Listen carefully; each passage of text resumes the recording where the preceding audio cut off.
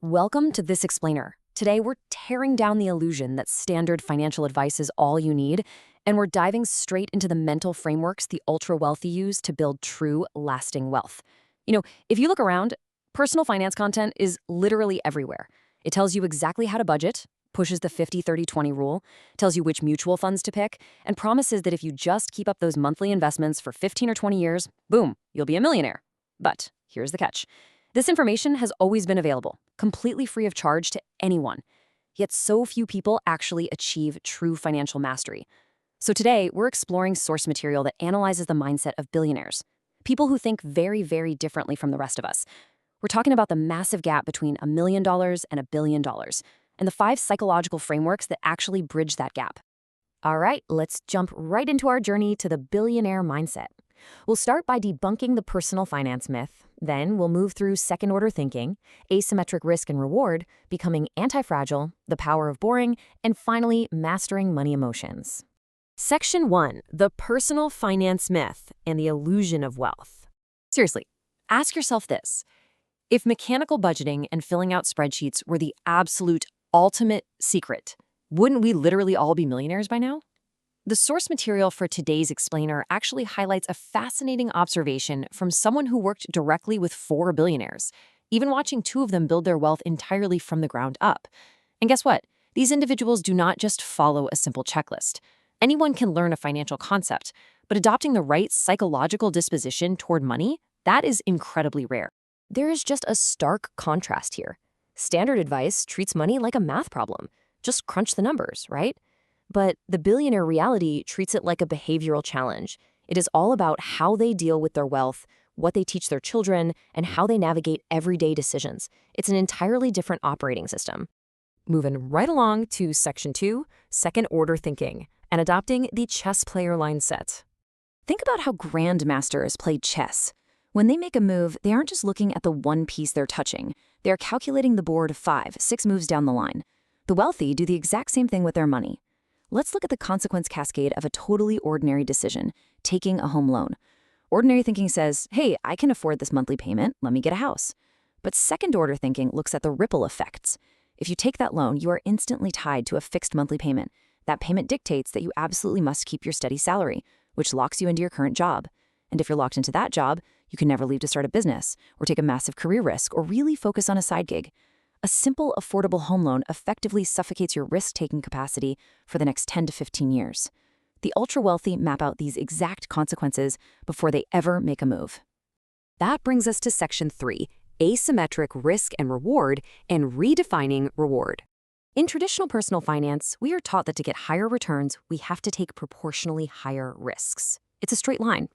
You switch departments or move to a new city for your corporate job, and in return, you get a predictable bump in pay. But asymmetric risk is a whole different ballgame.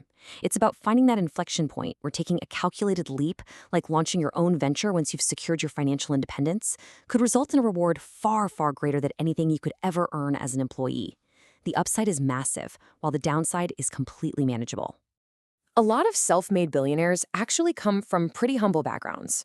But they realize something crucial early on. Their basic survival is already covered. They tell themselves, look, our parents worked hard so we wouldn't starve. We have an education, we know how to survive. And because their absolute worst-case scenario is simply going back to a basic but secure life, their downside is capped. They aren't running around trying to optimize their lives just to protect a fancy car or their social status. Instead, they look at this giant casino of life and ask, how high can we fly? They play a totally different game because they have literally eliminated the fear of ruin. Next up, Section 4, becoming anti-fragile and learning how to thrive under stress. Fragile things break under pressure, but an anti-fragile mindset, that looks at startup failures or massive market drops and asks, how is this teaching me to become unbreakable? The source material talks about an author's own brutal decade-long struggle as a startup founder. It was filled with daily hardships, but it forged this mental resilience where everyday problems just stopped bothering him entirely. When the market drops, a fragile investor panics. An anti-fragile investor sees an opportunity. They look at a calamity and ask, what did I learn and how can I capitalize on this? Every single hurdle literally increases their strength. Because here's the absolute truth. Resilience isn't built in comfort. Every single obstacle you face is actually an opportunity to harden your financial psychology. If you constantly seek out the easiest, most comfortable path, your financial mindset is going to remain fragile, and when the inevitable market shock hits, you will break. The ultra-wealthy embrace the friction because they know it's the very forge that creates their wealth-building endurance. Let's dive into Section 5, the power of boring and how to compound your skills. Everything is super exciting when you first start, right? A new job, a new relationship, a new investment strategy. But very quickly, it becomes routine. It gets boring. And that is exactly when 99% of people just quit. They jump ship to find the next thrilling thing. But the billionaire mindset understands that exponential growth, whether we're talking about wealth or skills, only happens when you push through that boring phase. They stick to it because they know that compounding requires immense, tedious repetition. Think back to content creation during 2020. It's a perfect example.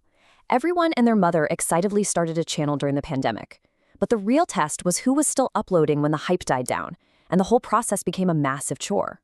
By pushing through and producing 500 long-form and 1,500 short-form videos through rain, shine, or floods, doing the exact same boring tasks of editing, making thumbnails, and recording day after day, the consistent creator reached 15 million followers. The exact same principle applies to your money. The most profitable investing is usually incredibly, painfully boring. Finally, we arrive at Section 6, Mastering Money Emotions and Mastering Your Mind. We all love to think we're these highly logical, practical beings, but underneath it all, we are violently emotional and reactionary. We buy things not because we actually need them, but because we desire them, or we want to show society that we have them. And the stock market behaves the exact same way. It's chaotic. A bit of bad news hits and Tesla plummets. A rumor surfaces and it surges. People are trading wildly based on their feelings. But the ultra-wealthy? They have an absolute iron grip on these emotions. They instantly differentiate between an emotional expense and a practical one. Instead of panicking over daily fluctuations, the wealthy just zoom out. They treat investments like a 4-year college degree.